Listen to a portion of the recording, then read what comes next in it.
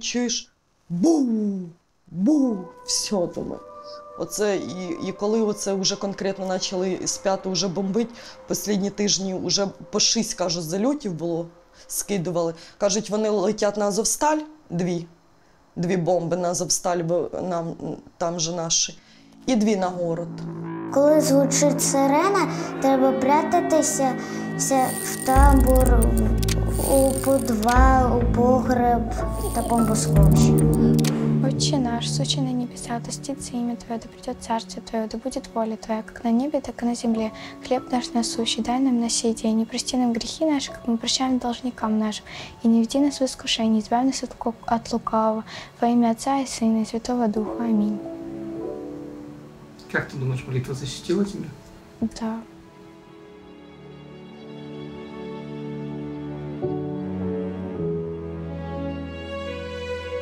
Вот он, родной драмтеатрик.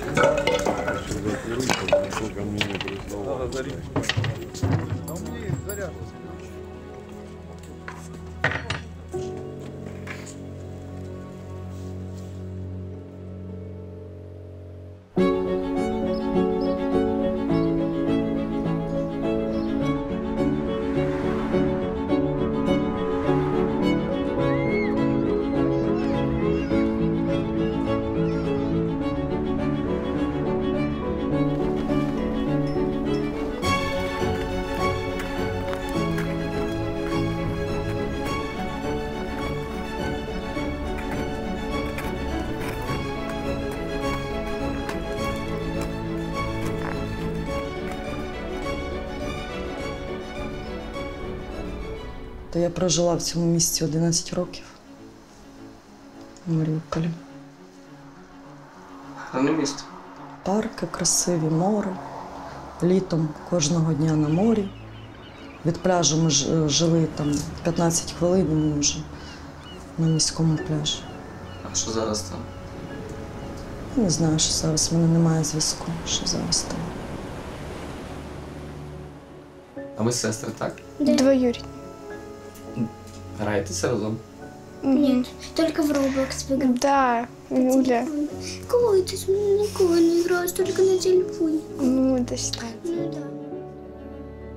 Я переїхала сюди з сестрою, зять, 2 діток, моя і племінниця.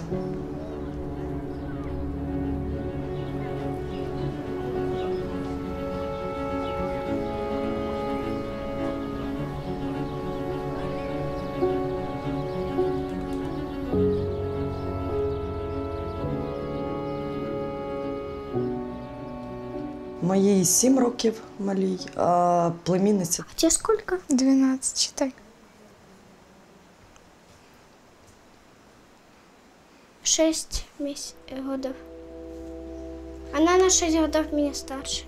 Happy birthday, dear Nika. Happy birthday to you. Господи, какая все в другую сторону. Давай попробуем. А коли вона мені подзвонила і сказала, що війна, давай швидко збиратися, от тоді я зрозуміла, включила вже телевізор і вже побачила, що по новинам, по всім каналам вже показували.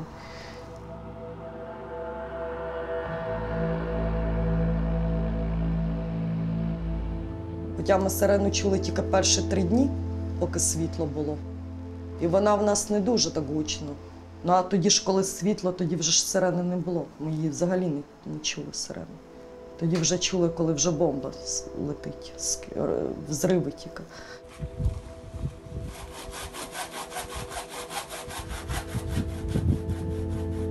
Відразу побігли в підвал. І скільки ви там просиділи днів? Просиділи ми до 15 березня.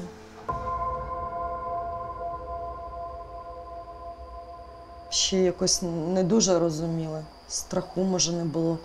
Воно якось в підвалі чутно було оці всі обстріли. Ну вони ще не сильно такі, прям до нашого району доходили. То ще якось діти, ну вони там в наушниках, там телефони, вони якось відвлікалися. Що ти співаєш? Тобі сказати, Як без тебе ти- не можу Стих. спати. Як тобі сказати, без тебе не можу спати. І місяць по кімнати розкинувся ти. Очі тобі зав'яжу, і серце своє покажу. Тобі про все розкажу з настінних картин. Вони ж діти все ж розуміють, вони ж чують, що ми дорослі панікуємо, що почалося страшне. То вже у дітей вже, їм вже дуже страшно було тоді. Мы поднимались в квартиру, тогда было страшно, чтобы там помыть руки и так далее. Вот тогда было страшно.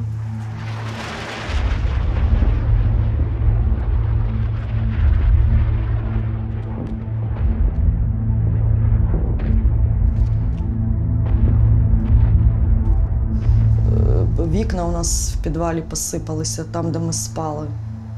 А тоді вже останні дні такі були страшні прильоти, що просто діти падали на землю в підвалі, закривали уші.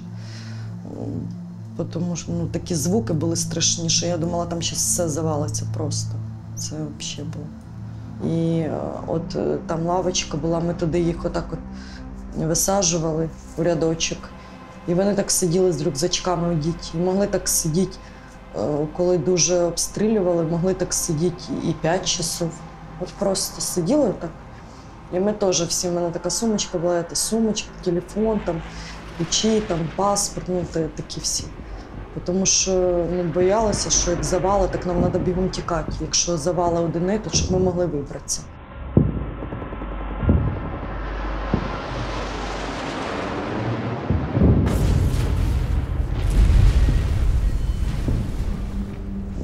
Мы все лежали на полу и плакали, и молились. Ну, на таких досточках, типа, на которых иногда некоторые спали. Гради, вони як пух-пух-пух-пух, отак один за одним, багато разів, такі це пум, взривається, так, вони якось так свистять, так, пух-пух-пух, тоді бух-бух-бух, взриви. А наче міномети гатили нас з мінометів, то міномети якось по-другому, вони так бух, тоді якось перерив, так.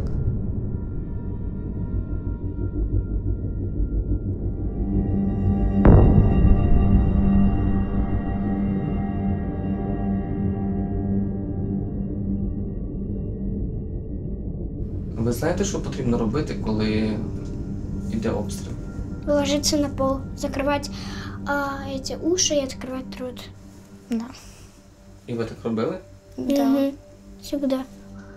Якби мені хтось сказав, там, в грудні місяці, там, чи після Нового року, що таке може бути, така настояща війна, я б не повірила, мабуть. Я не думала, що таке може бути. Я испугалась, когда начали обстреливать в подвале Черемушки, и так попадало, что типа открывались двери подвала. И тогда я испугалась уже сильно, и у меня началась как бы истерика, что ли, паника, и мне даже стало немного плохо потом. Бомба, вона ж, як ти чуєш, як літак, от, гуде, і тоді там бух, і прям земля так от трясеться. Взрив такий, волна йде там, я не знаю, на скільки кілометрів, прям взривною волною, прямо аж тебе наче отак от цей.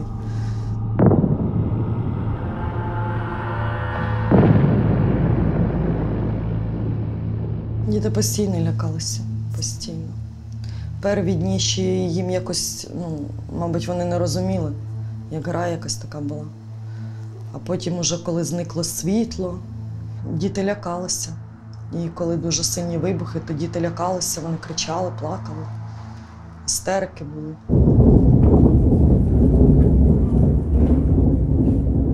Без зв'язку було страшно, тому що ми взагалі не знали, що відбувається. Чи йде яка допомога на наше місто, чи буде хто рятувати Маріуполь, чи за нас взагалі забула вся Україна. І ми, наче, знаєте, залишились самі по собі, ми нічого не знали. В підвалі холодіна, сирость, грибок, пилице. У нас підлога така, як цемент. Люди ходять, оце все піднімається, пил. І діти просто, коли вмивалися, там вишмаркували, просто кров йшла з носа.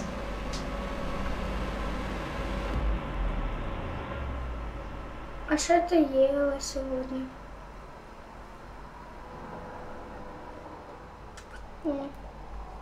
У нас навіть врачів не було, ну, медиків у нас взагалі не було, навіть медсестри не було в підвалі. Ну, думаю, блін, якщо впаде снаряд, так знаєте, так одної секунди просто ти от хоп, і тебе немає, все. А оце якщо біля тебе когось рано, що ти будеш робити? Особливо дітей, я не знаю, мабуть, там взагалі з ума зійшла.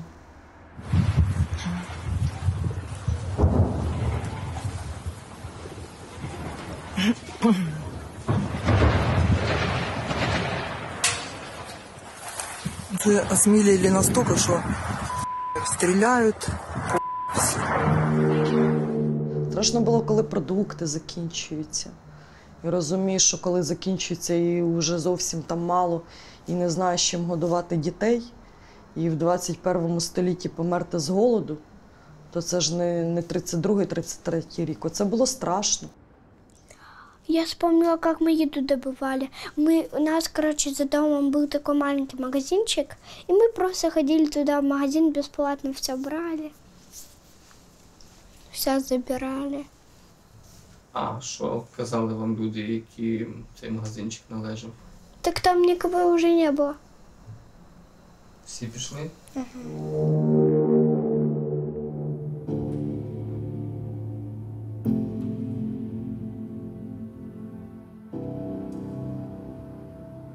А ще оце бомби оці. Оце вже була остання крапля. Бомби – то вже все.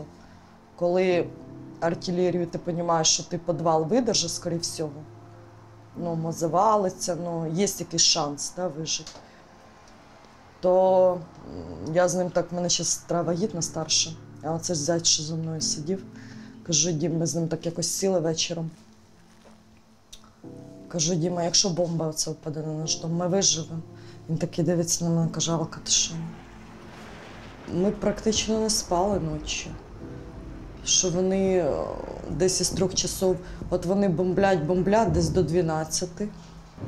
Потім у них перерив часів 2. І десь там у 2-3 часа опять починається бомбежка. І от вони до 12. Тобто практично без передишки. Вони бомбили. Я взагалі не знаю, скільки там снарядів у них. Вони просто без передишки. Прильоти.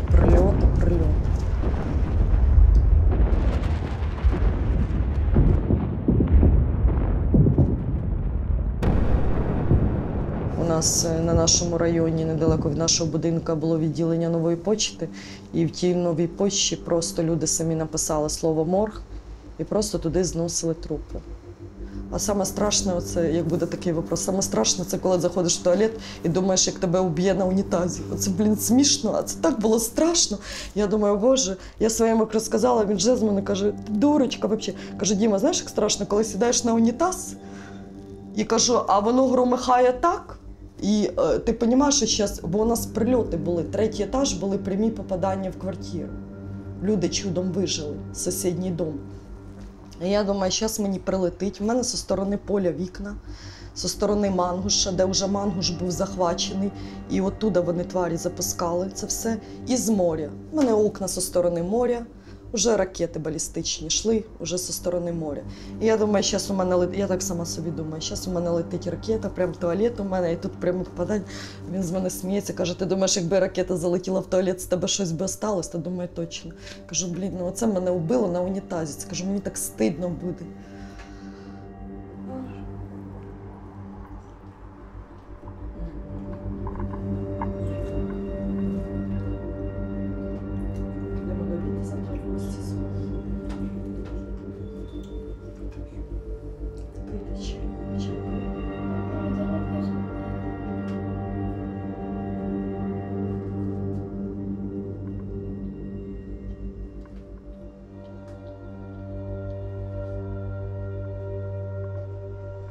То страшно було їхати по зеленому цьому коридору. такому умовному. Коли тебе обшукують, коли тебе зустрічають 20 чоловіків, озброєні з автоматами, і ти сидиш просто в машині і не знаєш, що в них зараз прийде в голову. Може, ти йому там не понравилась чи не так подивилася, і він зараз тебе просто розстріляє. Тут положить всю твою сім'ю і дітей. Ну, тобто, де була гарантія те, що ми можемо виїхати живими? Ну, так от під'їжджали до кожного блокпоста. Тоді відкривали багажник, перевіряли телефон. У мене телефон взагалі відключений був, бо вже акумулятор ми посадили, вже не можна було заряджати його. І був тільки у зятя мого заряджений телефон, і у сестри. І оце вони перевіряли той телефон, дивилися галерею, чи немає фотографій ніяких, чи ми не фотографуємо їх, чи їхню техніку. От їдемо в блокпост, і я так з боковим зрінням дивлюся, а там ціла колона градів. 20, 30, отак в полях по посадці. Другий проїжджаєш, знову ціла колона по посадці.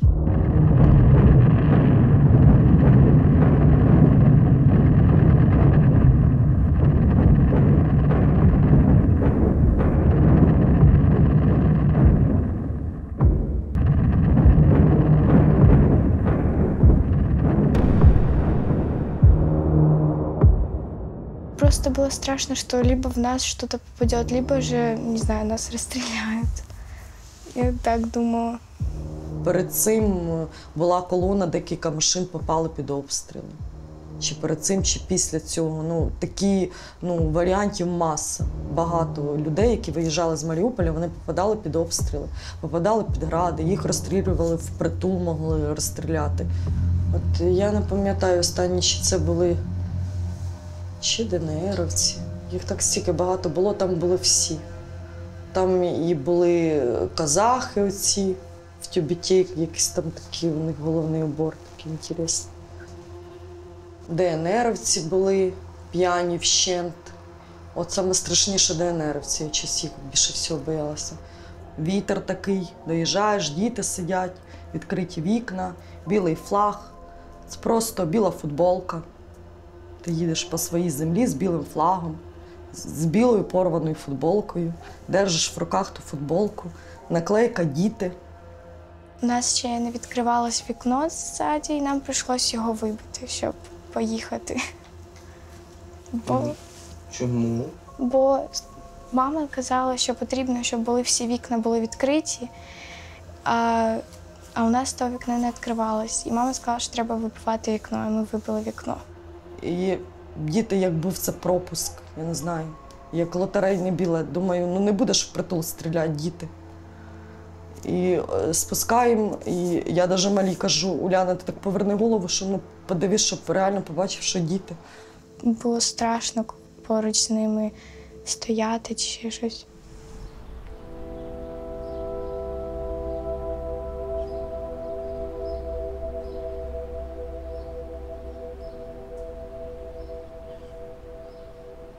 Ми ж доїхали до Запорожжя, пройшли оці блокпости, доїжджаємо, а мост підірваний. Як нам тоді сказали, в цей день підірвали мост. Мужичок один підходить і каже: я не знаю, там вроді як поле замініроване, і поле горить. Були бої, буквально за час, поле до половини горить. Там така невисока трава суха, поле горить. І я думаю, приїхали. В Запорожжі ми їхали по полю, там були міни, нам казали, то було страшно, бо я боялася, якщо ми заїдемо за край дороги і попадемо на якусь міну. І взагалі було дуже темно і страшно. Тихенько приїхали по полю по мінному і вже так доїжджаємо і бачимо нашу форму воєнну. Оце що визиває мене емоції. Молоденькі такі, годів по 25. І ми так вікна відкриваємо, а він каже: «Слава Україні!» А Уляна моя каже: «Мама, це ж наше, це Україна!» Я бы нарисовала, наверное, как мы ходили в драмтеатр с моей мамой и сестрой. И как мы смотрели вот это выступление и гуляли там А плохие, наверное, что-то с подвала. Как мы сидели с Дариной и плакали. Ми зараз живемо одним днем. От все добре зараз, і все добре. Діти підуть до школи, вони трохи адаптуються, будемо облаштовуватися тут. Плани такі жити. Поки жити, а там воно покаже.